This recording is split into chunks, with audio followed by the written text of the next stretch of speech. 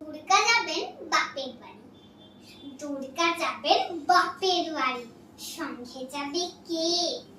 লক্ষ্মী সুরো গনসাকে তো কোমর বেঁধেছে। ময়ূর পেঁচা হাঁস ও ইঁদুর ওরাও সাথে যাবে। ৫-৬টা দিন তাক দিনাধীন মজা করে খাবে।